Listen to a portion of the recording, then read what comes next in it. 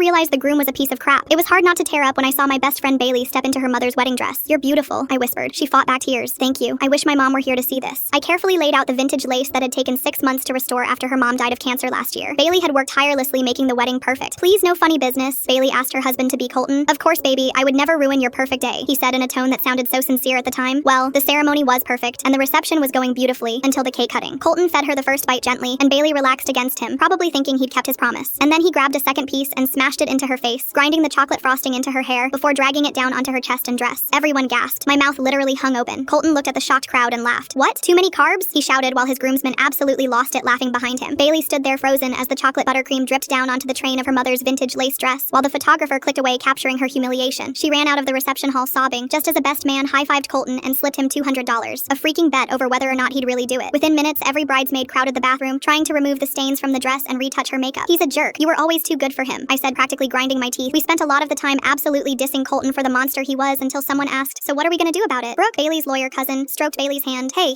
listen to me. The marriage papers aren't filed until we get back to the States. You're not legally married yet." Her college roommate Shelby cut in, "Especially not if he never returns to the States. Let's destroy his passport." Half of the girls laughed, but half agreed enthusiastically. Her work bestie added, "Why stop there? I could totally get him fired. Imagine, no passport, no job, no wife." Bailey kept shaking her head saying, "No, I can't do this," like the angel she always was. "He knew," said Shelby, and her voice was scarier calm than I'd ever heard it. "He knew exactly what that dress meant to you, and he did it anyway." The bathroom went quiet, all of us recalling the way her mom's cancer devastated everyone last year. Then Brooke stood up and said, "So here's what we're gonna do." And suddenly everyone was talking at once with ideas flying back and forth. Bailey finally looked up and whispered, "Make him pay," and that's all we needed to hear. We got Bailey cleaned up and into her backup reception dress, then walked back into the party, all smiles like nothing had happened. Colton was still celebrating with his groomsmen and barely noticed when we returned, probably figured Bailey had cooled off like she always did when he acted like an idiot. I gave my maid of honor speech about surprises in marriage while walking past Colton's chair where his passport bag was sitting, and my hand slipped while gesturing with my red wine glass. "Oh my god, I'm so sorry," I gasped as the wine soaked through the bag, and Brooke quickly grabbed it to help, but made sure to really grind that wine into every page of his passport until they were stuck together in purple clumps. Meanwhile, Shelby managed to swipe his phone from the table, deleted his airline app, and changed his alarms for the flight. She changed the password to the phone before placing it back on the table. Brooke snuck into the honeymoon suite and dragged every piece of Colton's stuff into the pool. She made sure to take pictures of the floating expensive suits and underwear for us to look at later. The best part was, after the party, Colton was so drunk he stumbled to bed without noticing anything was wrong. We got Bailey packed up and ready to go, and at 5 a.m. we checked her out for the 8 a.m. flight while Colton was still passed out upstairs. We left him a note on the pillow that said, "The marriage papers are in the trash where they belong. Enjoy finding your own way home." Colton missed his flight home and got stuck in Cabo for a week with no passport and clothes that were soaked in chlorine. When he did manage to make it back, his firm had put him on indefinite leave after the reception video reached the female CEO who was a cancer survivor herself. We giggled at the seeking new opportunities on his LinkedIn profile. Bailey had spent her time in France for her solo honeymoon, and 6 months later, she posted herself in the restored stain-free dress at her mother's grave with the caption, "Mom, I almost married someone who would have disappointed you." But I was sure that night her mom was proud of Bailey and the 7 bridesmaids.